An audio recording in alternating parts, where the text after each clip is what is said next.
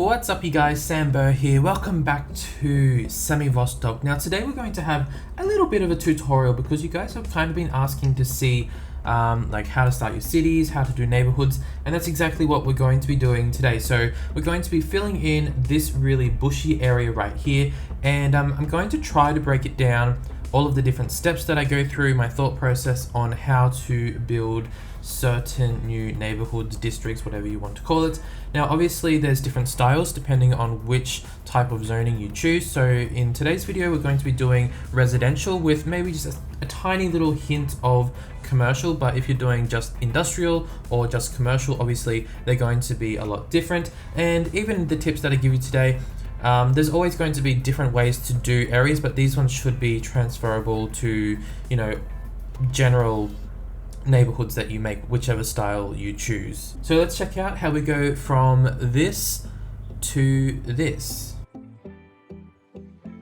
Okay, so the first thing that you obviously want to do is find your area. So I'm going to be doing this area through here and also just a little bit over on this other side of the river as well. So first thing that I'm going to do is just clear all of the trees out because it's just easier to clear it all out and then see what we're actually working with underneath. Okay, so there we go. Next thing I'm going to do is actually check out the terrain, because sometimes if you look at it like this, the terrain, it's kind of hard to see. So if we go like that, you can see it's actually quite hilly up through here. We've got a bit of a hole there. It's a bit steep through here. So, you can choose to leave it hilly if that's what you're wanting for that area. But generally, I try to smoothen it all out just to make it a little bit easier for me.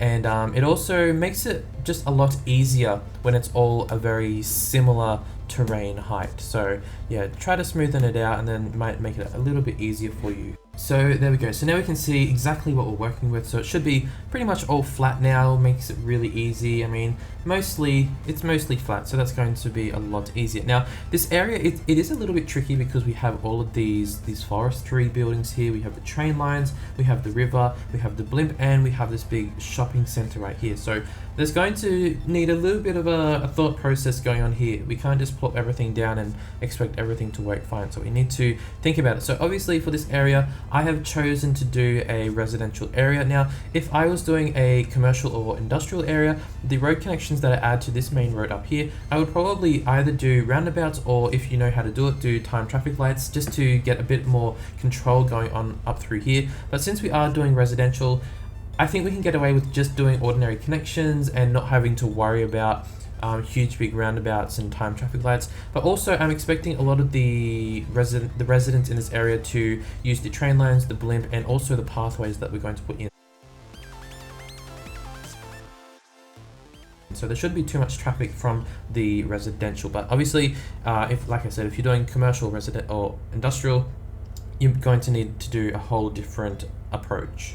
Okay, so let's talk about entry points. Now, I've already made this road over here just to show you guys. I added in this little slip lane that goes up through here, and it'll come in and then just be another option for over here.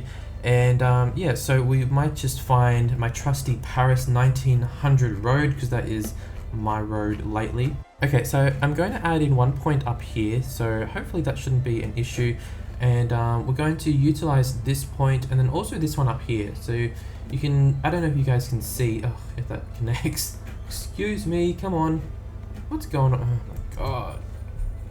There we go. So there's a different level here, so I wanted a different road up there. And what we're going to do is we're going to do one main road that goes all the way through, and then we're just going to do a little bridge that goes directly across here. So with the bridge here, a good way to make it look a lot better, if I just show you guys quickly, so you can see where the bridge comes back to the ground, which is at this point here and this point here. So if you, for example, just quickly, I'm not going to leave it like this, but just go like that and show you guys. So see how we've now got this space between. So that's a good point to start the road from here and then use this space in between as green space. So I wouldn't go like this, because then obviously it just doesn't look realistic, it doesn't look as nice. So keep it in line with where the bridge actually connects back to the road, and then the space in between, just leave that as green space or put in some pathways or something like that. Okay, so next step is done, which is placing down your main roads through the area. Now, I know what you're thinking, roundabout, roundabout, roundabout, roundabout. But roundabouts in this case, they're not really for traffic control, they're more for decoration. And what I mean by decoration is instead of just having a normal intersection like a T or a cross, it just makes it look a little bit more interesting, interesting shape to work with. So that's why I like to use roundabouts as well. So it's not always just about traffic management. So we have traffic that can go all the way through here. Now, I'm not sure if this one will become busy, but if it does, we'll just have to work around that.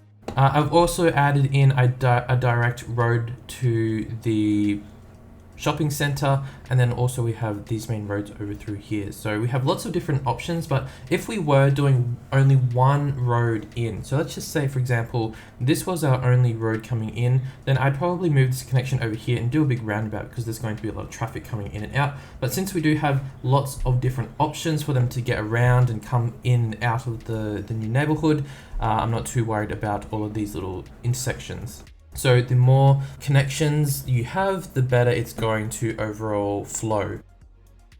Alrighty, so the next step is the road layout. So obviously I have done it, but let's break down what I have actually done. So before was just the main roads. Now we have all of these extra little additions in the main area. We won't worry about this area just yet, but I should make something clear. First of all, we're going to be encouraging walkability, cycling, you know, that type of stuff. So I wanted to allow space for pathways to be built in and to make it easier for them to get around. So if I just show you guys quickly, I'm going to have this pathway. Eventually it's going to cut straight up through here, and then this space along here, there's going to be a pathway, and then there's also going to be a pathway down here. Now, the reason why I'm putting a pathway here and here is because, first of all, there needs to be a buffer between the noise pollution. So this is obviously going to cause noise pollution. So you don't want to have too many residential areas right up against these two buildings right here. This building right here, this one's actually fine, so it's okay to put the buildings there. But in general, it's good to have a bit of a buffer. So there's going to be lots of trees through here and then a pathway that goes along here. So it's all set back from the noise pollution, same as over here as well. So we have the train line and the blimp station. So this is all going to be green space and pathways for them to get around really easily. Now, I've used a lot of smaller one-way roads. Now, I do that because it actually makes it easier to control traffic. So if we look over here, let's just say traffic is coming down through here, they can come straight down and then go straight in.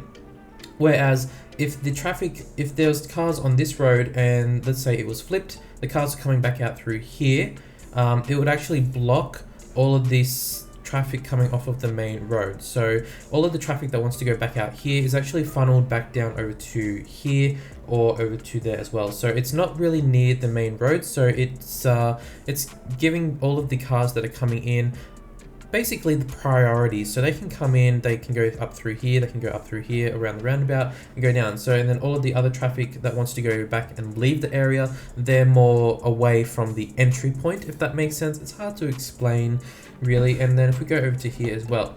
Now, I definitely need to explain this because you guys are going to destroy me in the comments if I don't. So I always say don't put intersections too close to each other, but this one is actually okay because it's different roads. Now, if these 4 roads here, if they were all both ways, so for example, if they were, let's say roads like this that have both ways going on either side, that's going to be way too many intersections now, right?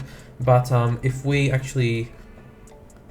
go back to how it was, so that was that way, and that one, it actually makes it a lot more simpler because this is all just going in one direction, this is all going in another direction. So it makes it really simple. And then I've also broken up where the pedestrians go through. So this is actually a pedestrian friendly road. So cars can still technically drive through here, but it shouldn't really encourage them. So it should encourage them to go back around down through here. So this is where the pathway is going to be straight up through here. Yeah, so a bit of a buffer through here. It's all going to be green space and pathways, and then it's all going to lead over to the shopping center because obviously the shopping center is a main big entry point. And then also we have this little part right here. So I thought, since people are probably going to come from the shopping center, and then they might want to see, it might be just nice to have some nicer buildings. So there's going to be some nicer buildings here, and it kind of makes a bit of a center point for the whole neighborhood, which is something that I always like to do. So you can just throw in your corner stores here, maybe a school, things like that. So it's all centralized and it's a little bit fancier. We have the main pathway boulevard right there. And yeah, it just makes it look a little bit nicer. So again, I'll just show you guys quickly the layout. So one-way roads, you don't have to, but it does just make it simpler to basically design everything. But I mean, obviously, make sure that you're doing it the right way. Did I do this one the wrong way? So that goes up there, that one should go that way, that one should go that way, that should go that way. There we go, so the big circle, that one goes up there, so it's also a big circle as well, yeah. So make sure that you do have them going the right way. But yeah, this is it is a more clever way, because you know, it's just going to make it a lot more simpler. If you do have issues, you might want to take it one step further. So instead of making these cars here be able to go straight through, you can say, hey, you can only go like that. So then all of these cars are not cutting straight across here and then blocking the cars coming along this way, you know what I mean? So that's just something else that you could do. So I mean, that's something that happens in real life. They might say there's only a left turn here, there's no going straight ahead or something like that. So yeah, it just makes it a little bit simpler and easier to control overall. So again, I'm just going to do the same for over here as well. Like I said earlier, I'm going to go from the entry point where the bridge meets the ground and then just bring it along like this, because let's just say if there is a little bit of a flood, the water's going to rise a little bit, and we don't want to build right up too close to the water. It is quite close now, but we don't want to get too close. And then another thing that I always recommend is make sure you work with the shape of the land. Now, if you are going to have roads that kind of stop, I didn't want to go straight through there, because then they would cut through here instead of going around the roundabout. But if you are going to have roads that come to a dead end like this, I would recommend just going like this if I can get it. Just get any old pathway, can be the simple one, and just connect it up. It's going to benefit it a lot, just make it a little bit more connected. Even areas like this, so you have this awkward space through here, nothing is going to build, so you can just connect it up like that. Really simple. The more connections, the better it's all going to work. If you wanted, you could put one from here up to there as well, but there's not really much up there. Same for this one up here, we'll go do a connection there and through there as well. I think those are the main ones. This one as well. It's just, what you should do is, for example, you think about what I do is, like, for example, if I was here, I think, wouldn't it be nice if there was a pathway right there? So I just do a pathway. Or I think, like, I don't know, if there was something here and something there, I put myself in the position, and it really helps you understand the whole area instead of just looking at it from a higher out point. If you put yourself in there, you think a lot differently.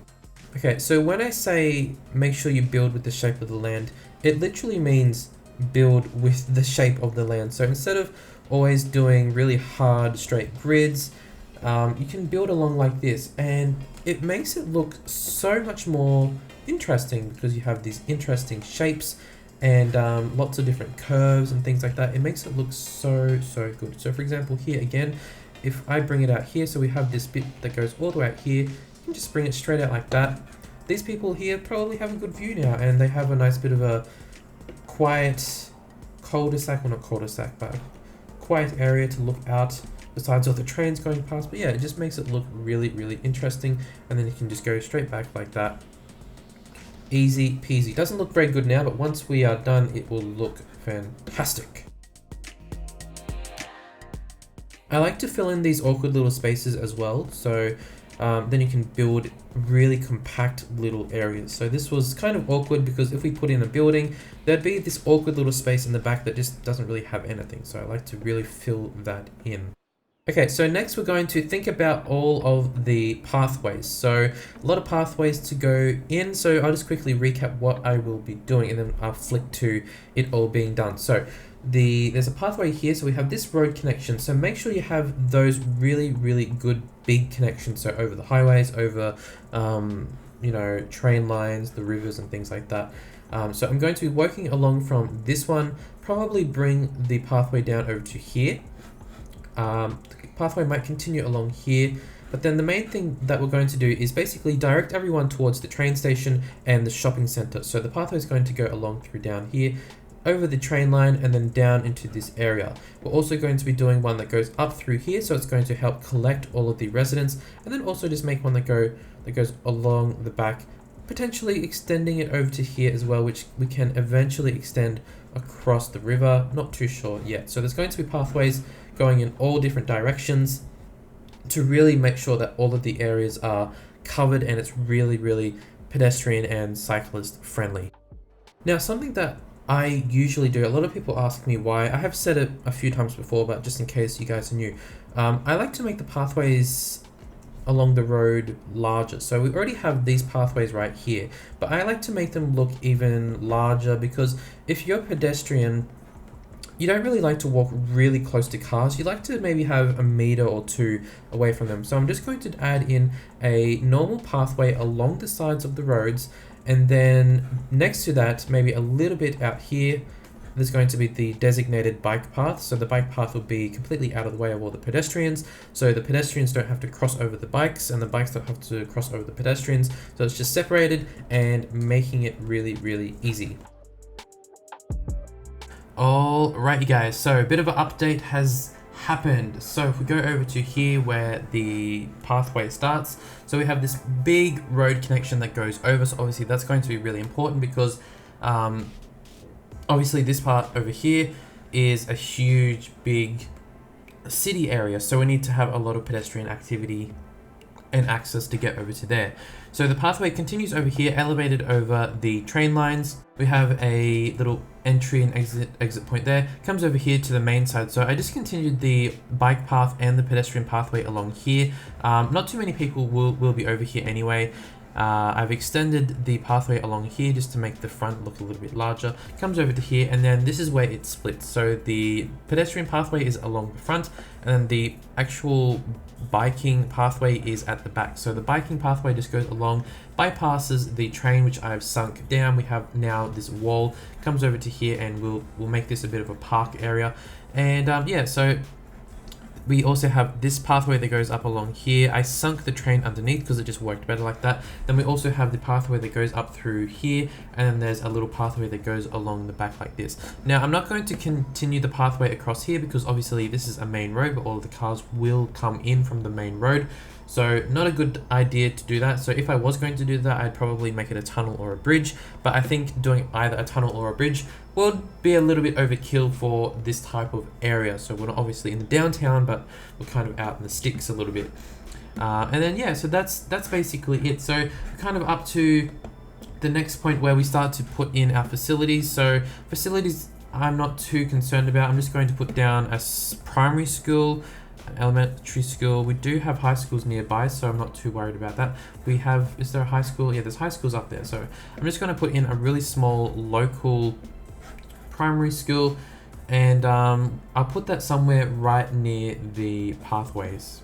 Right there will do, so it's right near all of the pathways. Should be really easy and accessible for all of the little kiddies. Okay, now just to show you guys, I'll do some zoning, but I won't actually let them zone because I like to choose where they will go. So what I'm going to do, this right here is going to be commercial on the bottom, and then possibly on top I might do some high density residential, if you know what I mean. And then we'll do the same for over in here as well. So along here will be some shops, if I can do it like that. This one right here as well, and these ones here. But then on top of those, so I'll just do like this. So on top will be some higher density, but then on top will be some higher density residential areas, just like that. Good. So yes, it should be a real mixed use area in through here. And then what I'm going to do is there's going to be some odd, larger sized buildings. So for example, along here we'll do larger ones, just kind of like that. So I might change it a little bit as I actually do it, but just to show you guys like that. And there's going to be a bit of a mixture. So some of them will be low. For example, these ones might be low. Then next to them, there might be some higher ones. And then this one might be high here.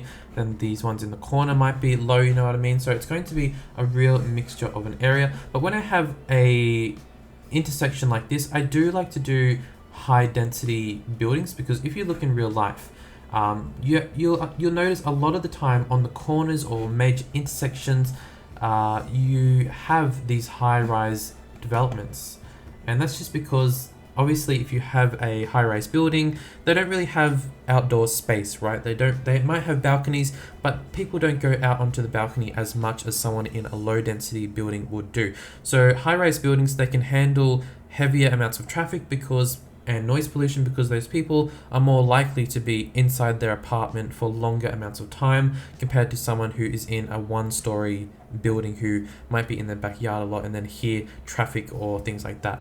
So for over here, I'm not going to do too much high density, so we might just do a couple like that. But at this point, we want to kind of fizzle it down into lower density like these guys over here. So I just put a couple of larger density buildings over here just to make it look like there's just a little bit of growth on this side, because I don't want all of the large buildings here and then they just stop at this river. So we want a few over here just to kind of mix it up a little bit.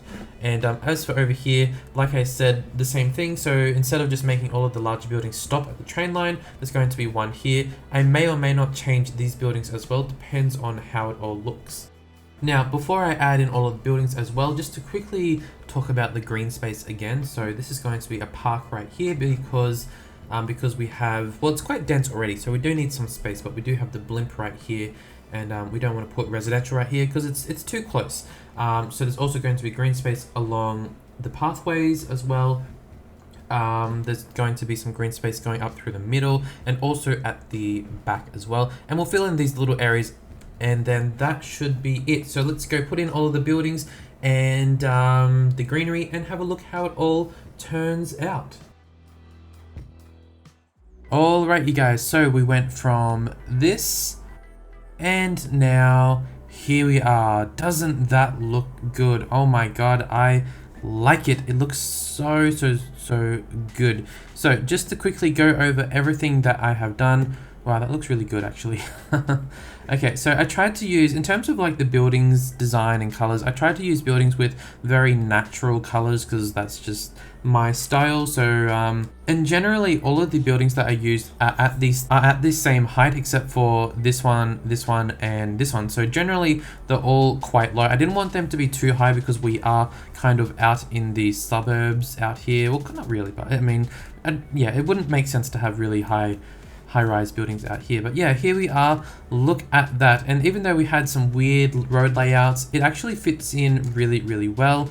And like I said, we were going to put some high-rise buildings, well, medium density over here, just to kind of spread out a little bit. And we've got some lower density over on this side as well. This area, nothing too special. I just quickly filled it in. But if we look at this, the pathway, very busy, very busy. They're all coming from over here. I assume they're all coming from either the train station here, or they're actually coming down here from the main pathway. I could check, but I'm not going to. But yeah, the pathways are very busy, and as a result, there's really not much car activity. There still are a lot of cars driving around, but there are actually a lot of cyclists and pedestrians going all throughout the area. It is so nice. Not many are using this part out here, but that's all right. I don't mind.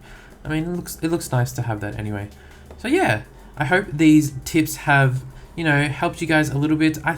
This area just looks so good. So just go down here, quickly show you guys. So obviously originally this level and then this level kind of just gradually went down, but I thought it looked better to kind of segregate it off. So we have the upper level with the seawall. The train is behind, you can't even see it. It's hidden very well. I lowered it right down so it's not really a big eyesore as well. And I think this is a lot better to have it like that. And then, like I said, we got our few little shops here and then our residential on top. And that is basically it. I'm very happy with it. Just to show you guys some information about it, it's 2,373 people, and then over in this little area is just over 1,000. So there we go. I'm hoping all of these new people will help with this guy, because 621 workers, but only 31 workers are in there. So ooh, not doing too good. But anyway, guys, I'm going to end the video there. Hope these tips have helped, even if they are kind of things you already knew. It's still good to hear those basic things over and over, because it might get it back into your head again. So thank you guys for watching, and I might do some more tutorials in terms of designing your neighborhoods for commercial and industrial areas. We'll see how we go and see how you guys go with this video as well. So thanks guys for watching, and I'll catch you all later.